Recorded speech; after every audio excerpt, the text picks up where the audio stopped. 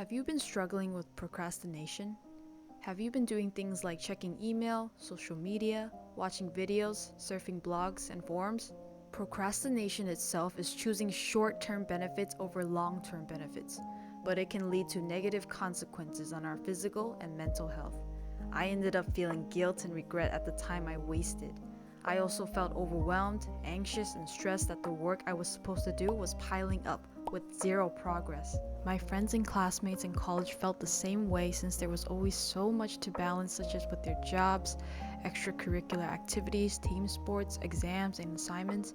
In fact, according to American Psychological Association, about 80 to 95% of college students procrastinate.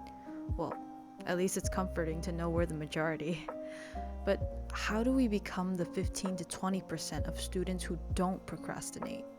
If you face a similar struggle with procrastination, here are 12 tips to stop procrastinating and be more productive. I know you may be thinking, I'm watching this video, of course I know I'm procrastinating. But sometimes I personally would be in denial about myself procrastinating when I was actually doing it. So I would make excuses by saying things like, I'm too tired, I deserve the rest, I'm too busy. The cold reality hit me that I was procrastinating once I realized how stressed I was every night when the deadline came closer. Some ways you may be procrastinating are doing low priority tasks instead, postponing an item on your to-do list for a long time, reading emails, and waiting to be in the right mood to do something.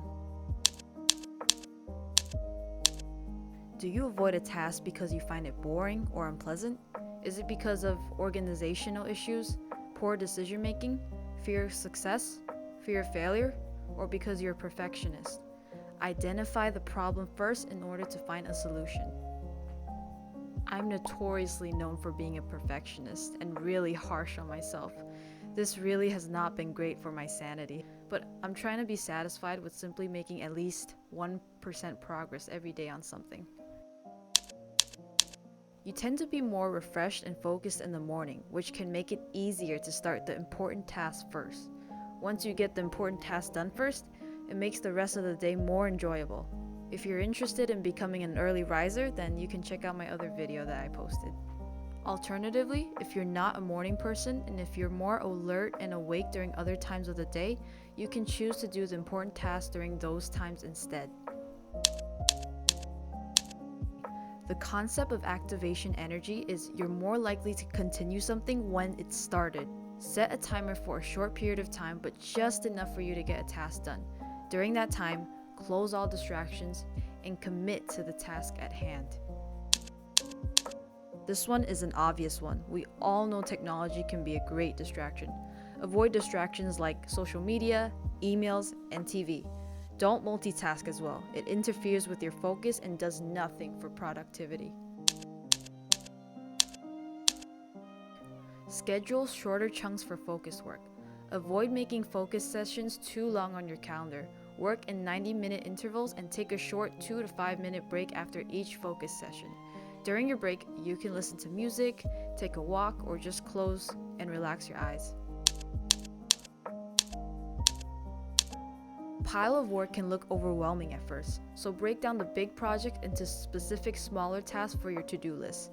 This makes you realize it isn't as bad as it looks and gives your brain clearer directions to follow, which will encourage you to take action. I like to organize all my assignments and break it down by each day. This encourages things to get done ahead of time and provides the ability to schedule more things with a realistic schedule. Reward yourself as you make progress towards your intended task. Some rewards are like treating yourself to coffee every 5,000 words you write, or allowing yourself to watch Netflix after completing a paper. My personal rule is that I don't get to watch my favorite TV shows at the end of the night until I complete what I had planned. You can try looking for an accountability partner or a group. If you want to go even more extreme, you can even put money or a valuable item on the line, such as by signing up for a class or hiring a personal coach without a refund option to make sure you stick to your goals. If you don't stick to the goal, then you lose the money.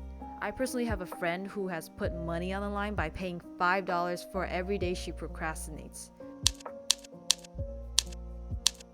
This tip has personally been super helpful for me. Schedule and block in time to get important work finished. You don't have to assign a specific task, but you can just name it proactive time.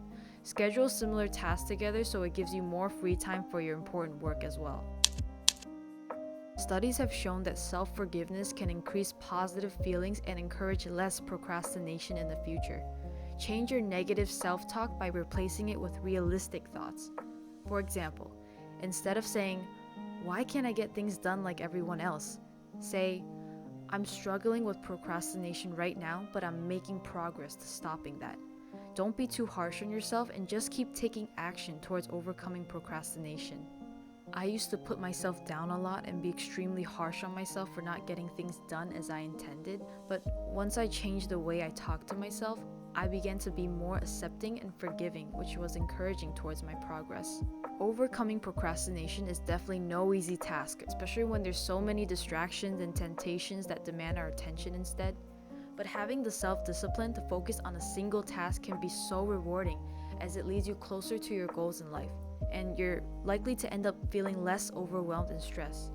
Hopefully, after implementing some of these tips, we can keep making progress towards focus and break free from the control of procrastination. You can check out more tips on fighting against procrastination in a blog summary I posted in the description below. Thanks for watching.